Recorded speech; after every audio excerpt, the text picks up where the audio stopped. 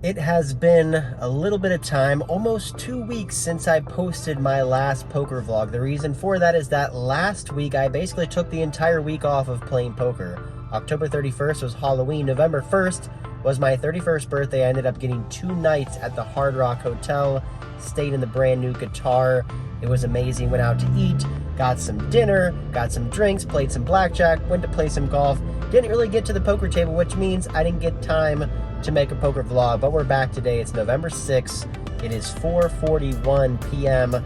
Daylight savings time is killing me, man. It's getting dark early.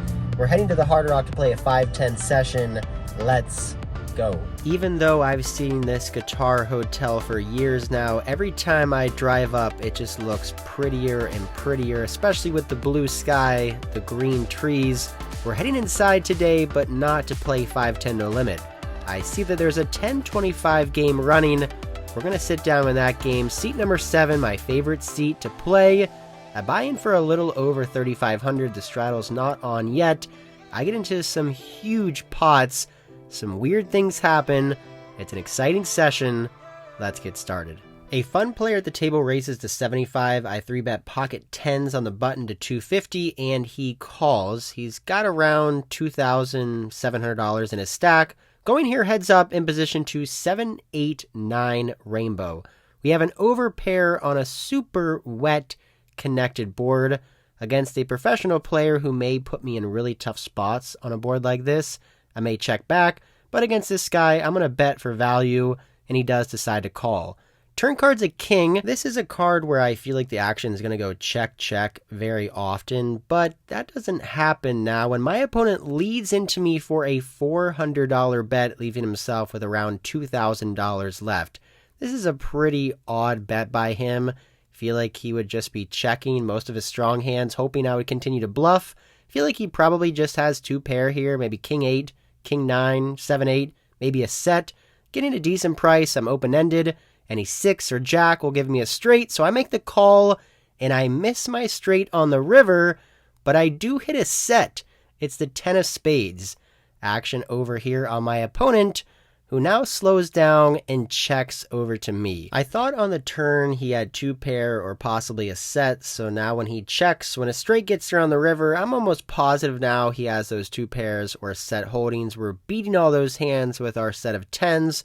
We're losing to a 6 or a jack for a straight and a flush, but I don't feel like he's ever going to be checking those hands on the river, so I go for a pretty thin value bet here with my set on this connected board and jam all in for his last $2,000. Feel like this player type will get frustrated and maybe call it off with a 2 pair or a set hand, and he goes into the tank for a while. 2 minutes of thinking. Obviously, when he's thinking here for so long, means that he shouldn't have a flush. He almost always doesn't have a jack or a 6 for a straight. So we're rooting for a call, and eventually he does put in the chips. I show my pocket 10s for a set. He slams the table as if he's mad, and then he realizes, wait a second, I have a 6 for a straight, and I get slow rolled and over a $5,000 pot with a set on the river when my opponent makes a straight. I'm replaying the footage now. You can see he calls, I show my cards, and he slams the table with his cards as if he lost, then looks back and finds a 6 for a straight. He had 6-4 offsuit, by the way. What the hell is this hand? Basically, all I did here was kind of smile and shake my head. I don't think this was intentional by him. Think he just thought I had a better hand. I'm not really sure, but we end up losing a pretty big pot here in a nasty fashion. Starting off the day, not the best. Let me know down in the comments what you guys think about this hand. Moving on to the next one, where I've got pocket 10s again. I raise to $100 now, and the same player who accidentally slow rolled me makes a call. Heads up to another set. King 10-5 all clubs. He checks. I bet big $200.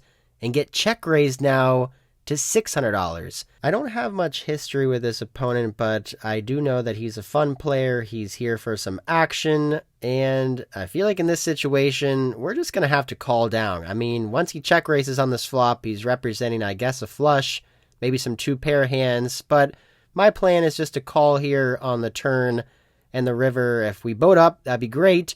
Turn card's a jack of spades. Doesn't really change anything unless he has queen 9 or ace queen. And he continues to bet for a large sizing, $1,200. Now, I had added on to my stack after losing with pocket tens earlier. I slightly cover him. He started the hand with around $5,000. So we do have some implied odds here. If he does have us beat with a straight or a flush, if we hit our full house, we should be able to stack him. But there also is a possibility that we're still ahead. Maybe he has a hand like king-queen with the queen of clubs. He could possibly have just a top pair holding, or most likely he has the ace of clubs as a semi-bluff. Those are the hands that I think he can have. He also could just have a straight or a flush. Not going to fold a set, especially against this player, after losing money earlier, so I make the call, and the river does not boat up for us. It is an offsuit 6. Really wish that board would have paired, and my opponent does not step off the gas. He continues for a very big bet, a very quick bet of $3,700.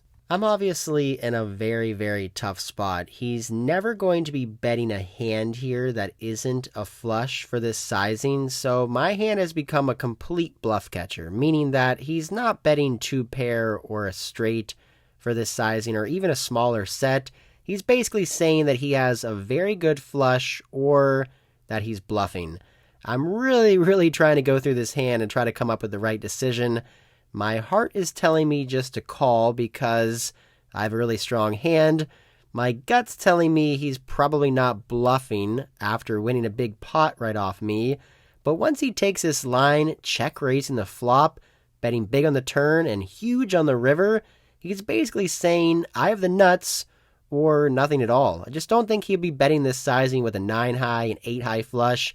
Even a queen high flush would have to be a little bit scared that I could have the ace high flush. Would he check raise right away, flopping the nuts on the flop? I just don't know. I'm a little tilted from the first hand. I'm going back and forth, and finally, I decide to come up with my decision.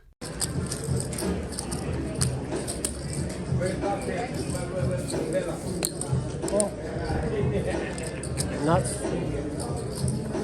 I had set. I call, he shows the nuts. Ace 4 suited, he just takes me to complete value town. We lose over an $11,000 pot after losing around a $6,000 pot after getting slow rolled. This is just not our night so far. I think I'm stuck over $7,000 or maybe $8,000. A little bit tilted about that last hand. Maybe I could have found a fold on the river. Obviously a cooler spot to begin with. We made a set versus a straight, and then a set versus a flush. As you can see, I'm bringing all the chips out of my bag. I add on for another $8,000 or $9,000. We're still here ready to battle. Next up, the $50 straddle is now on. Small blind raises to 175. I 3-bet king queen of hearts to 500. He calls heads up in position to the nut flush draw on an ace high board. I bet 325. My opponent makes the call. Turn card 4, he checks.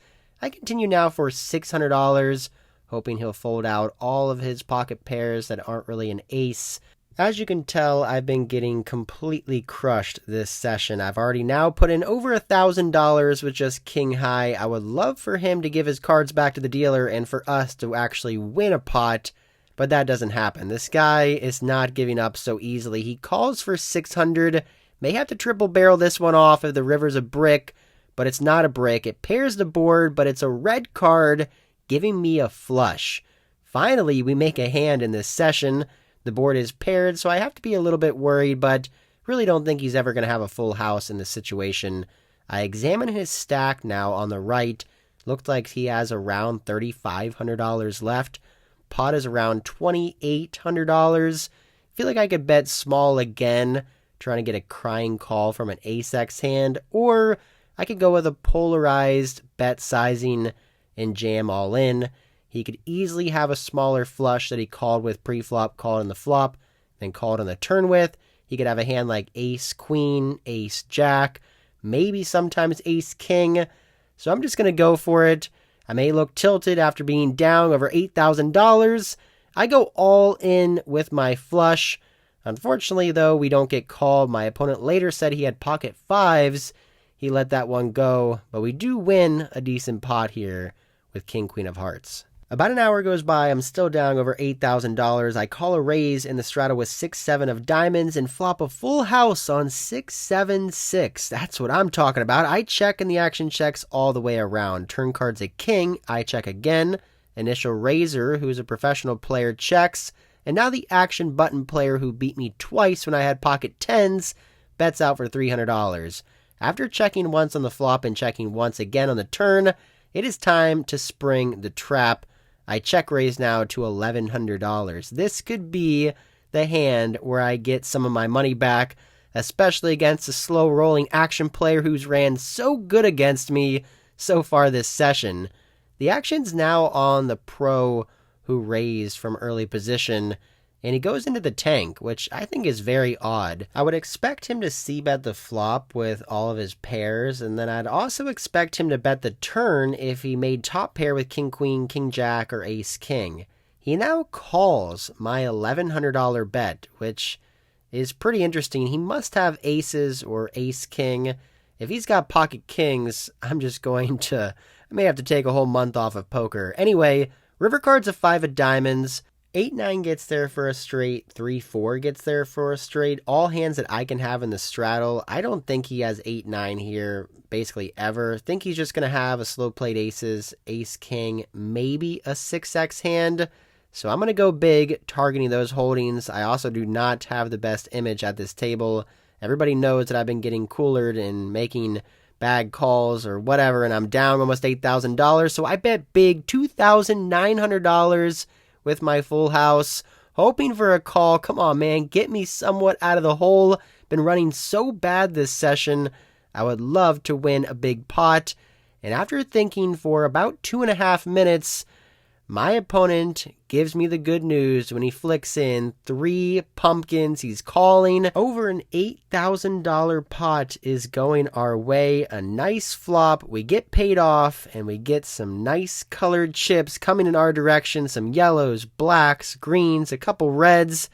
That is what I'm talking about. I now have around a $15,000 stack, but don't let that fool you. I think I'm in the game for $19,000.